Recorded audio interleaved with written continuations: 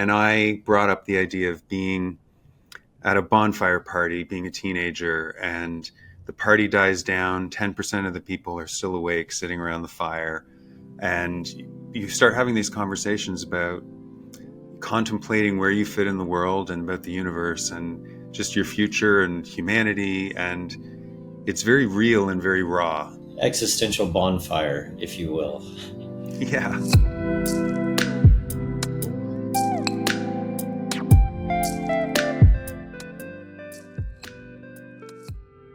Hey, welcome to the process with Deadline. I am Christian Wallace, the co-creator of Paramount Plus's Landman, and I am here to talk with Mr. Andrew Lockington, our composer.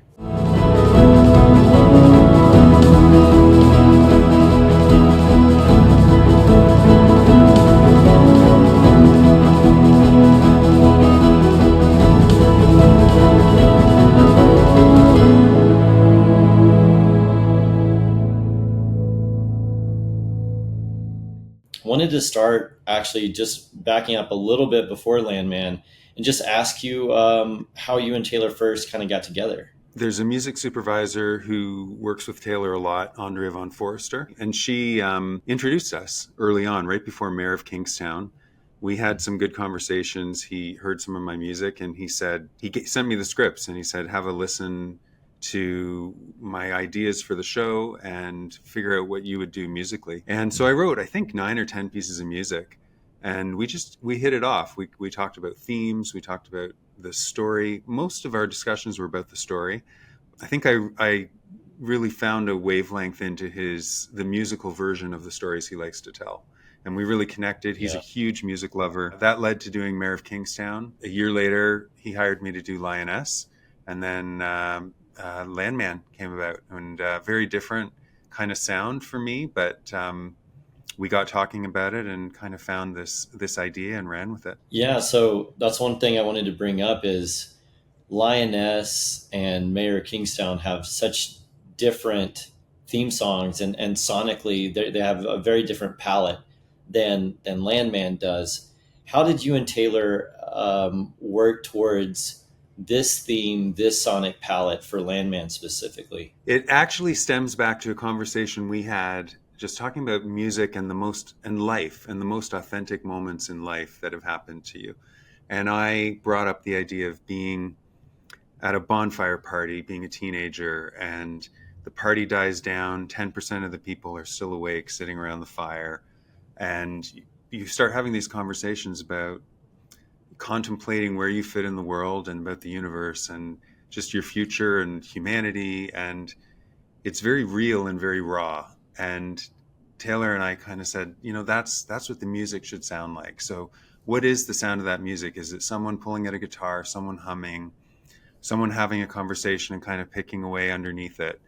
But it has to have all of the imperfections that make it perfect. It has to be human in the way we're all human, where we have our flaws and we have our little oddities, but they all kind of make us perfect in our own way. So that's kind of where the idea and sort of the origin for the score came from, and the theme song. Existential bonfire, if you will. Yeah. I mean, Yeah. I think everybody has a version of that in their life. They have that moment where they were sitting with people, and I mean, they're part of the engine that keeps us lit and keeps us going and excited about being alive. And I think that was a real reference we both understood. Landman being set in Texas, it's very different from the kind of cold northern prisons of Mayer, and then the kind of like desert world, all over the globe kind of orchestral score of Lioness. This is, being in Texas, being in a rural area of West Texas, where the story is set in Fort Worth, like you said, very different sound, a lot of just very human, organic instrumentation in this. One of the things that really, I think, stands out so much in this score is your use of vocals in this. It's very unique, I think, because I'm going to use a couple of examples: Death Rattle and also Wolf Song. It's like a hum, but it's more than a hum. It's almost approaching lyrics Hmm. without quite getting to words. And in fact, the first time I heard Wolf Song, I thought you were singing, or and so the fact that it's just music, but it's this like personal, um, just expression coming out, I think is really powerful. How did you end up landing on using vocals in that way? For me, I feel like the best melodies feel like a sentence or a vocal. The best melodies have those little gaps, those little pauses. They have the end of the sentence. They have this arc. And I always feel like my favorite melodies, whether they're lyrical or instrumental, you want to be able to hum them. And it's very uncomfortable if it doesn't have those breaths. So for Landman, I wanted to start from there and work backwards. I wanted to start with these ideas that I would hum and play and then turn them into instrumentation, get it replaced later. And as I started presenting the ideas to Taylor in their raw form, and I think that's one of the benefits of having this several years of working together is there's a security in being able to kind of show him the process and say, here's an idea that's half developed. What do you think? And he Mhm. knows I'm going to take it somewhere. But credit to Taylor, he said, "Oh, I like this where we are. I like that kind of sound of this again being around the bonfire, sitting around and sort of communicating using the human voice as an instrument almost more than as words or lyrics. And so a lot of ideas that I was initially uncomfortable with, thinking, oh, I want to develop this out and I want to perfect it and take all these little imperfections out, all the finger noises on the fretboard, or I have an amazing cello player who takes a deep breath every time he plays, and almost anything else I do, I would pull that out. And Taylor loved that. Like, he reacted to it and said, "This sounds human. This sounds like I feel. This sounds like the world feels." So much of what I do, the collaboration is so important because you sort of create these ideas and you don't really know what they are. Sometimes you can't put into words how they work or figure out a logical way for them to work. And having a collaborator like Taylor, who he's like a really good coach on a football team. Like, he knows what the players' strengths are and how they work together, and he can kind of help you realize that you're self-editing too much. You're missing your strengths sometimes in pursuit of perfection, and you're letting these really great ideas go. So more than any of the shows we've done together, that was a huge asset and a huge part of arriving where we did on the music for Landman. Yeah, a lot of that resonates with me as well. Working with him in a very different medium, in the writing realm, it's interesting to see how malleable he can be using what we have. Like when we're on set shooting, even watching him look around at the environment and like kind of like rip up the shooting schedule and be like, okay, we're going to do this, we're going to do that, and he just adapts to the environment and to what the story demands. I think that that's one of his strengths for sure, and y'all obviously have found a really kind of beautiful collaboration here. Going back a little bit to the instrumentation, is that a dobro I hear on some of the songs, or It is, yeah. did you stretch yourself as a composer to try out some different instruments to fit this kind of regional sound? For sure. It's funny. I definitely did a deep dive. I mean, there was a world where Taylor and I were thinking we're going to take the sounds of wrenches and things against pump jacks, and we're going to create this percussive world using all those mechanical, Mhm. artificial, man-made elements from this part of the world and from this industry. And it was a cool idea, but it didn't feel human. It didn't feel like it had the soul of the show and really the soul of your podcast. I mean, one of my first introductions to this world was Andrea said, listen to this podcast, listen to this episode. That will tell you what this world is. And then I read Taylor's script, and it was a poetic recreation of that world in a way. I don't know how he does it. I mean, we none of us know how he does what he does, but it was incredible. It felt to me like my version of that would be the acoustic guitar, these instruments that aren't necessarily from that world but evoke the soul of that world. I mean, I use things like a medieval nickel harpa, which really has no place in that world, but it Really? works. Kind of, it gives this sensation. The dobro for sure, an Hmm. element piano. It's funny. This is the one project in my life where this is the music I play for fun. This is what I do if I'm sitting home on a Sunday afternoon and I have a couple hours to kill and Hmm. just sitting in a cabin by myself. So I remember playing that main theme for Taylor that first time, and he said to me, "This sounds like West Texas." And I remember thinking, I don't know how, because this is me. This is my personality. It's kind of what I feel when I'm in this world, and it just felt serendipitous that it kind of fit his feeling of what that world represented to him as well.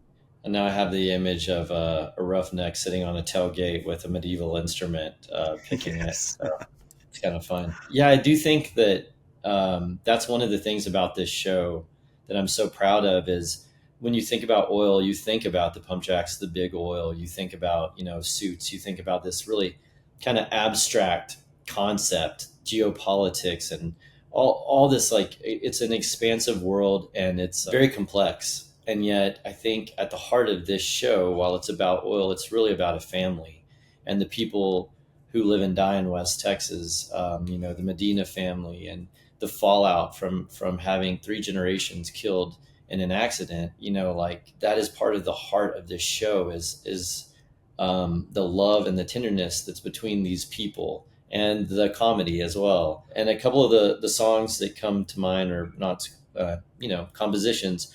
Boomtown Crude is one. All I See Is You is another one, and it's interesting how those compositions, your original score, lives so nicely with the kind of Americana contemporary country that Taylor has kind of become known for, Mm. in Yellowstone and in these other shows. I love the fact that we highlight artists, like the Turnpike Troubadours or Caitlin, but then your score comes in and it just like, they fit so nicely together. Did you have any forethought about that, about how it lands, or are you just writing to the story and what it demands without really thinking about the other music in the show?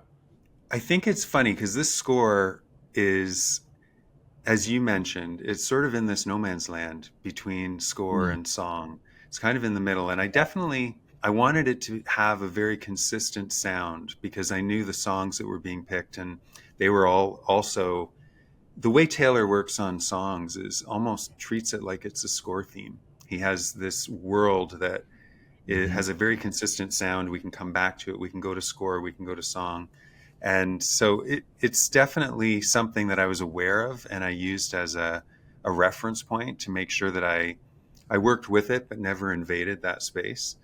But I think what you said about how people relate to the humanity in the show, I think that's the portal through which everyone is learning about this world. They can relate to being Tommy or any of these characters. They can link up with somebody and know what it's like to love your family and love your friends and care about your future. And and there's something very universal about that you're almost looking from the inside out and experiencing the world. So musically, I wanted to make sure that the music did everything it could to put you inside that perspective, that you're not looking from the outside. You're not looking at these people that you may not be able to relate to for depending from where you live in the world, but you can sure relate to how they feel about their family, about the people they care about, and about their future and livelihood and all of that. And I think that's one of the things that's so cleverly done in the show, and it's something I wanted to make sure I tried to contribute to. As far as just like creative big swings on this, it sounds like you really just kind of almost went in the opposite direction of a big swing and went back to the basics, back to the roots of your own musical journey. Is that kind of fair to say? Yeah, I think so. It's funny. It was almost one of those things where I stopped thinking so hard. Yeah, I'll give you an example. You mentioned death rattle. So death yeah. rattle is the cue that happens over the pump jack exploding, the end of episode 1. And this is something we were toying with the idea of using harmonica. And I said to Taylor, if I'm going to use harmonica, I want to try putting it through a microphone and an amp, guitar amp, and muck with it, make it kind of a unique sound.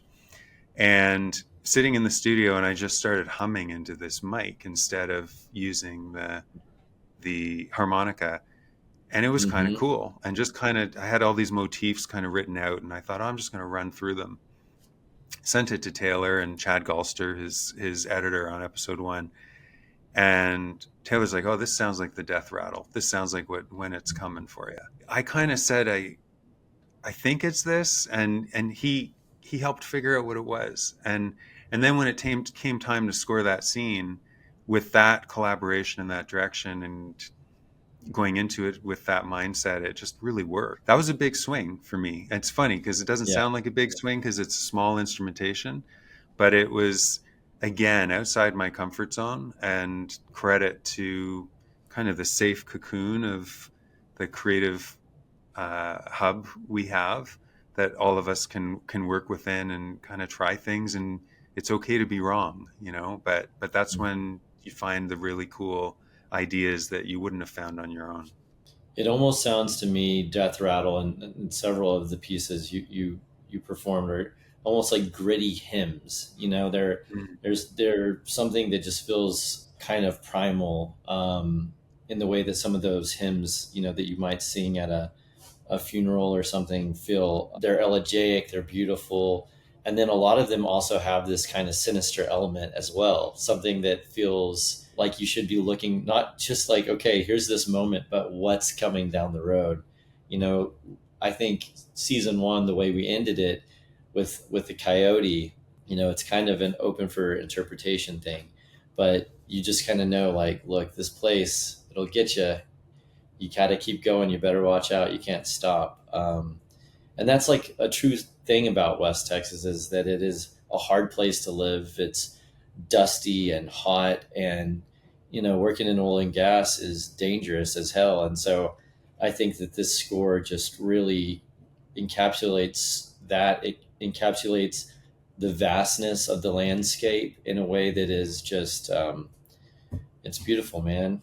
I'm sitting here in my trailer. We're on set for season two. Have you and Taylor already started collaborating on the next season? Oh, Taylor, as you know, is always thinking way ahead. And it's Oh yeah. funny, like I know how busy he is. He's writing, he's producing, he's directing, he's wearing all these hats. He always has time for music. I can text him an idea. I always hear right back from him. I don't know if there's seven of this guy or how he is so involved in everything, but yeah, I have such good access, and we talk all the time about these things, and very musical guy, and yeah, it's a real pleasure. Yeah, the only thing I would say, Christian, is I think one thing I've learned working with all you on this show is that perfection can sometimes be the enemy of creativity. You can sometimes edit out your own best moments. And it's really about having a great team where you can find the strengths in each other. And I know how that works with you and Taylor. You have that collaboration with him in understanding and creating this world. And it's seen in how he's brought your initial idea to this dramatic world that is a perfect reflection of that. It's amazing to kind of be in this creative hub and all be able to help each other and try to realize the vision of what you've created.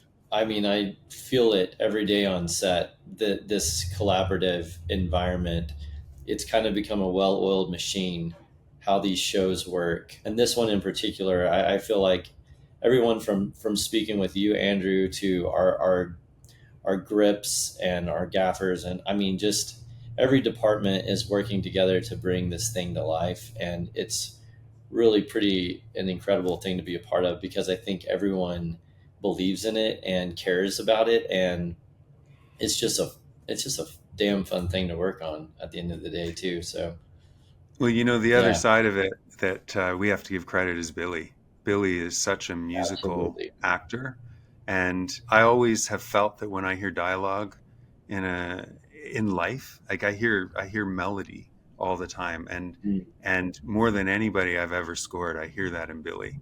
I hear the phrases in the lines he's singing.